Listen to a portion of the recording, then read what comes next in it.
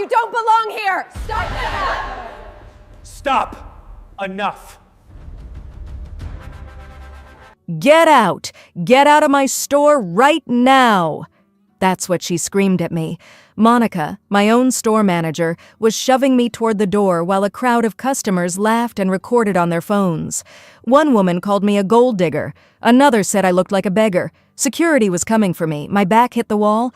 And then the private elevator opened. My husband stepped out, and I watched their faces turn from mockery to absolute terror. Let me tell you exactly how it happened. Before I take you into that store, into that moment where everything exploded, I need you to do something for me. Subscribe to this channel right now, because what I'm about to tell you isn't just my story. It's a lesson about respect, about cruelty, and about the mask people wear when they think you're beneath them. If you've ever been judged, ever been dismissed, ever been made to feel small, drop a comment below. You're not alone. Now, let me take you back to that morning. It was our 5th wedding anniversary. 5 years since Jack and I stood at that altar and promised forever. 5 years of building a life, a business, a love that felt unshakable. I woke up that morning with one simple thought. I wanted to surprise him. Not with something extravagant or showy, just something meaningful. A watch. The platinum collection we'd just received at Royal Elegance, my luxury store in the heart of the city. Here's the thing about owning a high-end boutique. You rarely get to see how your staff truly behaves when you're not around. I'd heard whispers, small complaints from a few customers that were quickly smoothed over. Nothing concrete. But something felt off. So that morning, I made a decision. I would go to my own store, dressed simply like any other customer. I wanted to see the truth. I pulled on a simple white dress. Nothing designer, nothing that screamed wealth. I grabbed a small purse, wore minimal jewelry, and looked at myself in the mirror.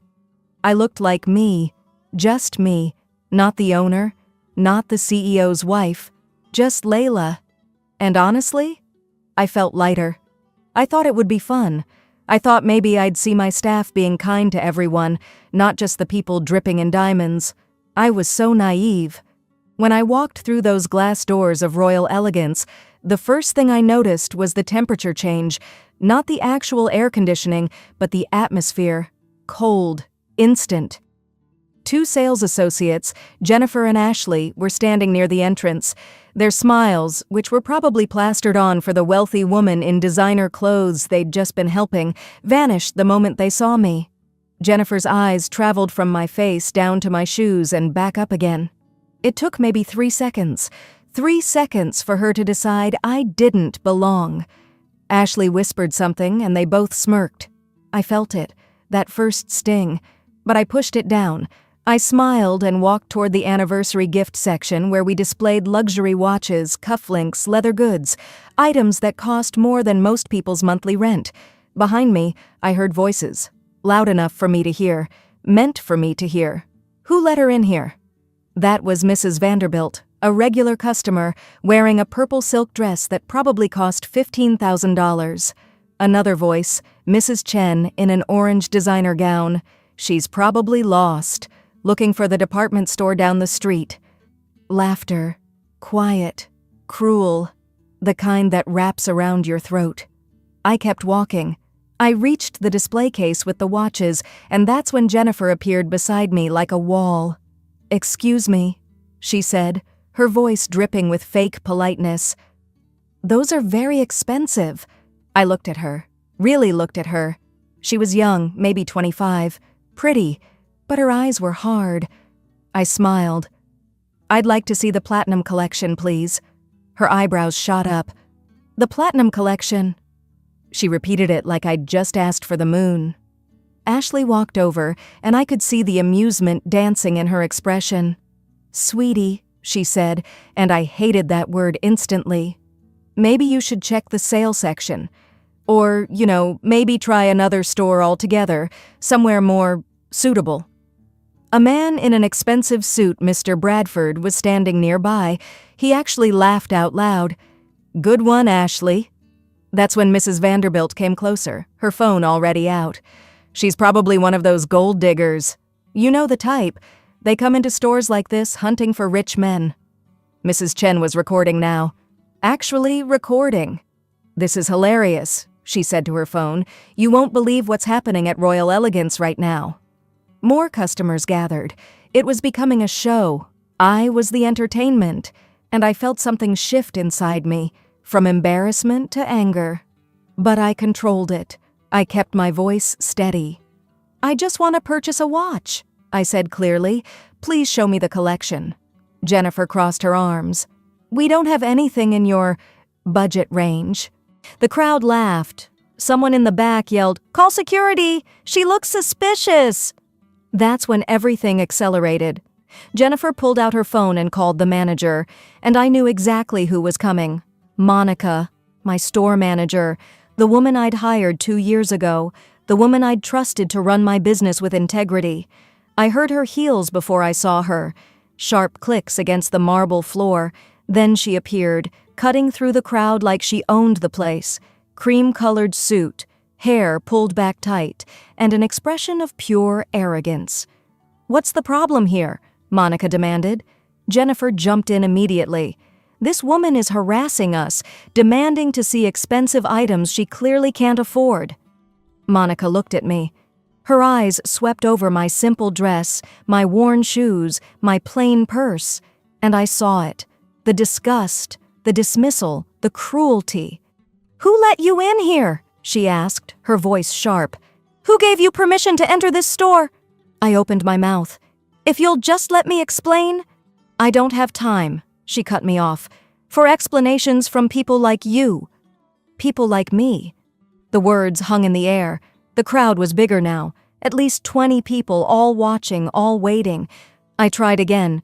"Please, I just need to—" Monica stepped closer, invading my space. "This store is for elite clientele, not for whatever you are." Mrs. Vanderbilt chimed in from behind her. "She's probably casing the place, planning to rob it later." Mr. Bradford nodded enthusiastically. "Check her bag. She might have already stolen something." And then Monica did something I never expected. She grabbed for my purse, actually grabbed it. I held on, pulling back. "You have no right," I started, and Monica shoved me, hard. I stumbled backward, my hip hitting the edge of a display counter. Pain shot through my side. The crowd gasped, but it wasn't a gasp of horror. It was surprise, followed by more laughter. "Get out!" Monica screamed at me. "Get out before I have you arrested for trespassing." I steadied myself, my hands shaking now. "Please," I said, my voice cracking despite myself. "Just listen to me. I am—" She shoved me again. Harder this time. I fell back against the wall, the breath knocked out of me. "Security!" Monica yelled. "Remove this woman now!" 2 security guards started moving toward me. Mrs. Chen had her phone up high, getting the perfect angle. Mrs. Vanderbilt was smiling. "Probably homeless," she said to no one in particular. Someone else shouted, "Gold digger looking for her next victim." They were forming a semicircle around me now, blocking any exit. Monica pointed at the door. "You are banned from ever returning. Do you understand me?" I felt tears prickling my eyes, but I refused to let them fall. "Not here. Not for these people. You don't understand who I—" I tried one more time. Monica slapped my hand away from her arm. "I don't care who you think you are." Jennifer appeared with a broom. An actual broom. She started sweeping toward me, pushing dust and debris in my direction. "Sweeping out the trash," she announced, and the crowd roared with laughter. I was backing toward the door now. The security guards were almost on me. My heart was pounding. This was my store. Mine. And I was being thrown out of it like garbage. The guards reached for my arms. And then I heard it. The sound that changed everything. Ding. The private elevator at the back of the store. The owner's elevator. The one only Jack and I had access to. Everyone froze. That elevator was rarely used during business hours. Customers weren't even supposed to know it existed. The doors slid open slowly, and out stepped my husband, Jack.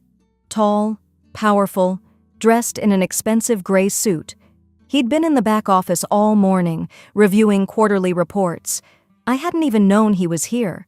His face was confused at first, taking in the crowd, the commotion. And then his eyes found me, backed against the wall, tears threatening to spill, a guard's hand inches from my shoulder. I watched his expression change, confusion to recognition to absolute fury. "What is going on here?" His voice boomed through the store like thunder.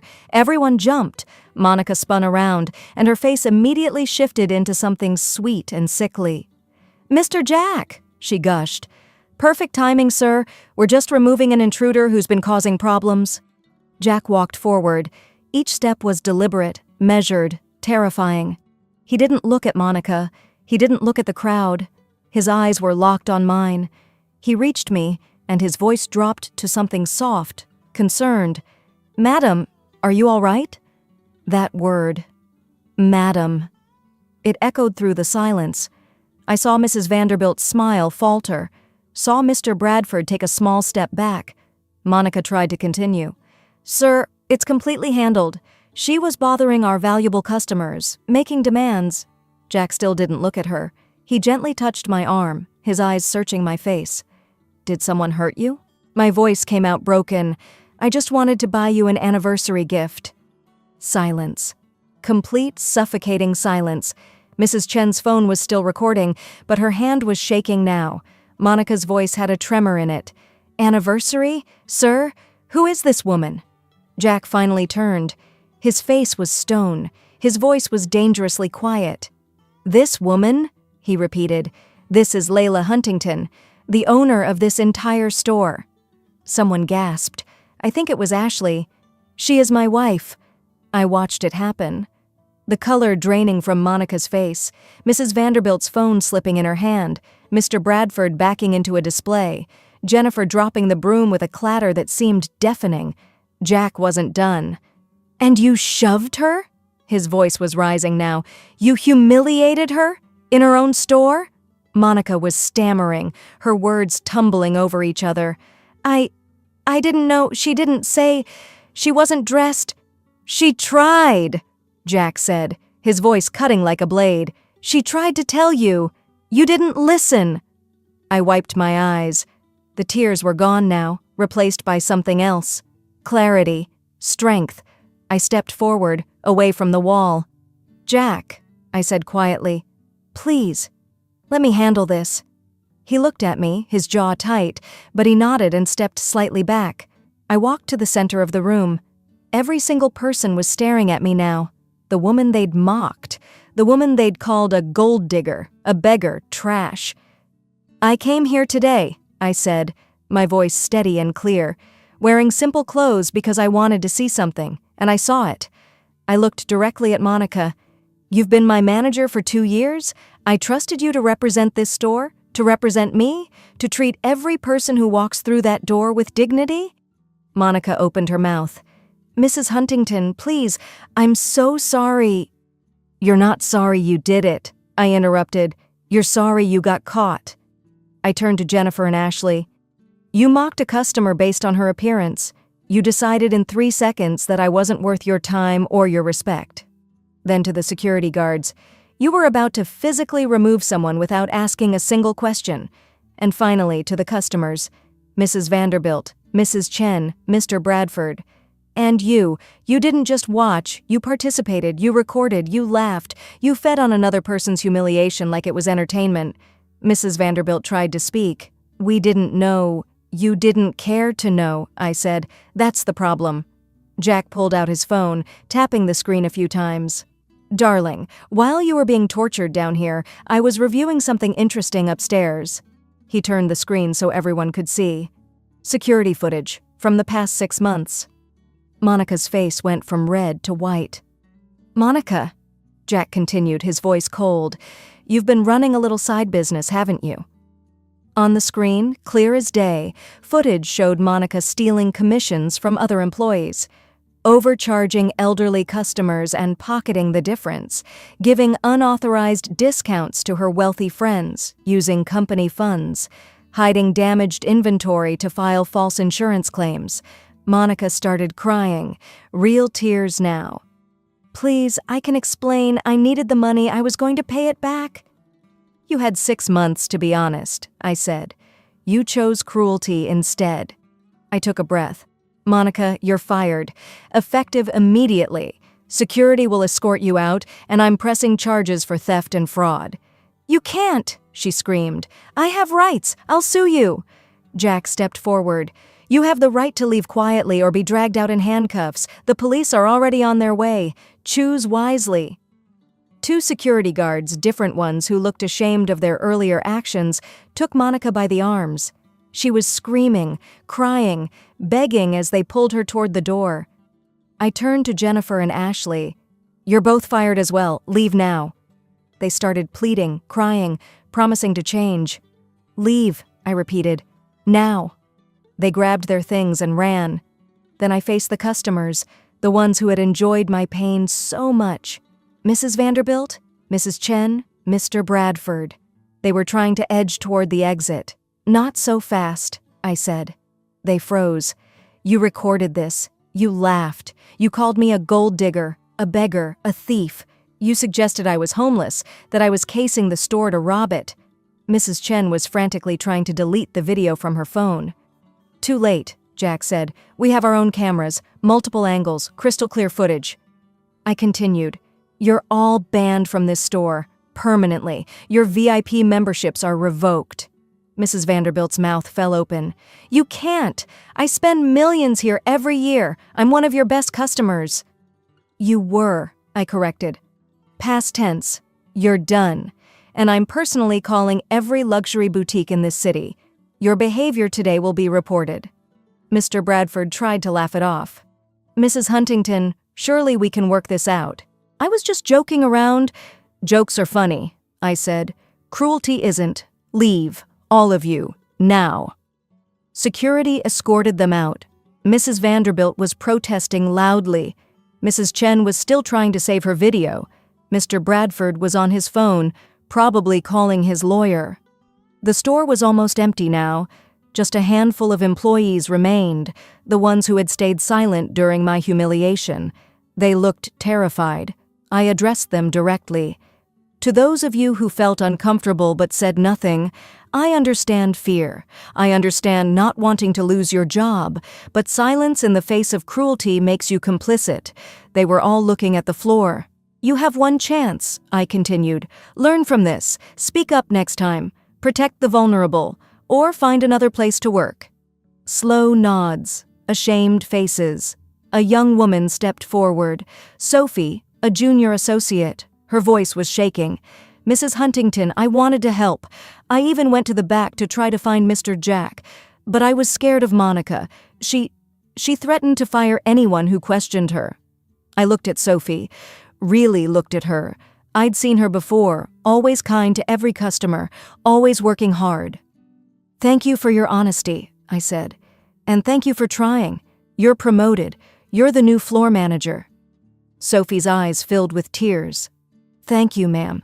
Thank you so much. I promise I know you will, I said gently. That evening, after the police had taken statements, after the lawyers had been called, after the last employee had left, Jack and I stood alone in the quiet store. I finally walked over to the platinum watch collection. The reason I'd come in the first place. I selected a beautiful timepiece with intricate detailing, engraved on the back with coordinates, the place where we'd first met. Jack came up behind me, wrapping his arms around my waist. I'm sorry you had to go through that. I leaned back against him. Don't be. I learned something valuable today about my business, about people, and I cleaned house. You're incredible, he whispered. You know that? I turned in his arms. We're incredible. Together. He kissed me softly, and for a moment, the pain of the day faded. Happy anniversary, I said, handing him the watch. He smiled. Happy anniversary, boss. So that's my story.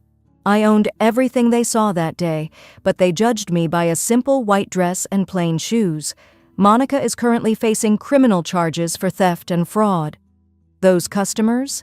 Their names have been circulated to every high-end establishment in the city, their persona non grata, blacklisted. And my store? It's thriving more than ever, with staff who finally understand that respect isn't about price tags or designer labels. It's about humanity. If this story moved you, if it made you angry or gave you chills, smash that like button right now. Share this video with someone who needs to hear it, someone who's been made to feel less than. Comment below and tell me, have you ever been underestimated? Have you ever been judged before someone knew your story?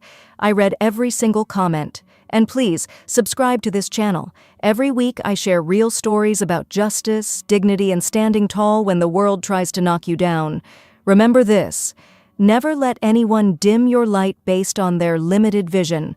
You are not what you wear. You are not your bank account. You are your character, your kindness, your strength. I'm Layla, and I'll see you in the next one. Stay powerful.